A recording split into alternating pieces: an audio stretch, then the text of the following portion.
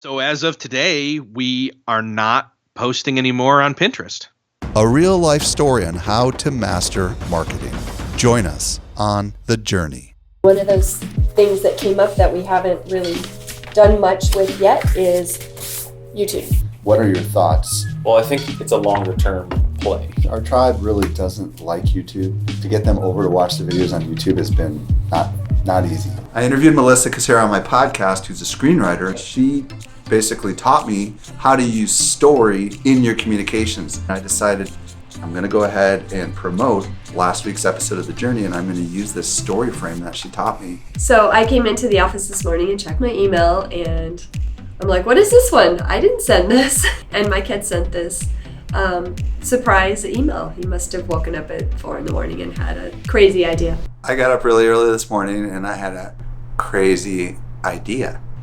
I decided to email 350,000 people this morning linking to The Journey. Name. A few weeks ago, I was crushed. My world was rocked by the smallest of details.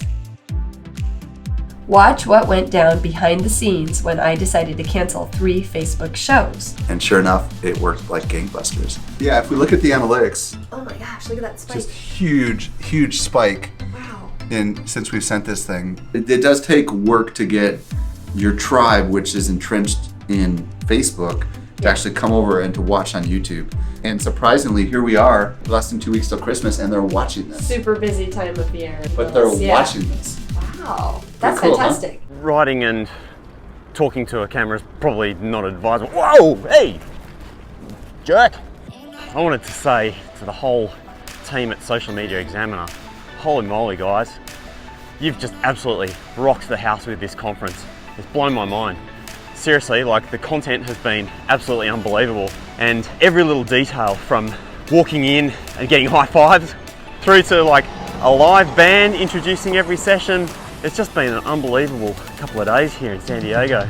After the conference is finished, we get lots of feedback from all different people, all different mechanisms. The one person that really stood out was a gentleman named Rob in Australia. I got a lot of conferences all around the world, and this is the #1 conference that I'm going to be at next year. I'm going to bring my team, and more than that, I'm going to tell everybody I know they need to be here. We really were excited to find out what he'd done with what he learned at the conference, and he was a great interview subject. Hey, woo! So we're just gonna jump in. We have a bunch of questions. Love to hear your story. Over the last couple of days, I've been doing some deep analysis on whether or not the things that we've always done are the things we should continue to do. And one of those things that came up for question was Pinterest. Let's call Eric. Hey, what's up? Over the last year, we have put all of our kind of hope on Pinterest. Pinterest is good at driving traffic. But then when we actually looked at the analytics, the behavior of the people coming from Pinterest was very different than the behavior of the people coming from Facebook, Twitter, and LinkedIn. We always felt like, oh, Pinterest, traffic equals good. But it's not about traffic equals good, it's about the right kind of traffic. What this says is that while we get a lot more traffic from Pinterest than we do Instagram, they don't stick around and they don't become customers. Over an entire year, we only got $200 in revenue from all that traffic that came from Pinterest. We've been doing this for years. We never really analyzed, is that traffic resulting in the desired outcome? Things we have to consider here is we've been creating unique graphics optimized for Pinterest this whole time. It's a big investment, because it's a special platform and it requires special content. Unlike Twitter and Facebook and LinkedIn, which have almost identical content because they just pull the open graph data. So as of today, we are not posting anymore on Pinterest. We're not going to shut it down, but we're not going to do anything to keep it alive. To borrow a phrase, I don't know who it was, but it was one of our speakers. They said, essentially, we're marketers marketing to marketers.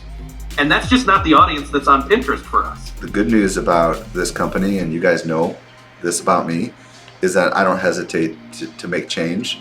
And I feel like that's scary sometimes, but it's necessary. If we're not willing to let go of things, then we're not going to be able to embrace new things. You may be investing in a contractor or an employee, or you may be investing a lot of your own time into something that you assume works, but put those assumptions to the test, and you might actually discover it's time to stop.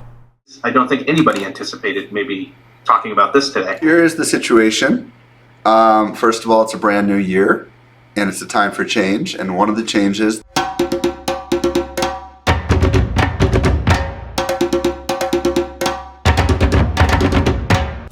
Can you hear us? No audio. We'll call you. The person whom you're trying to reach is currently unavailable. Please join me on The Journey. Subscribe now and be sure to hit the bell so you don't miss any of our future episodes.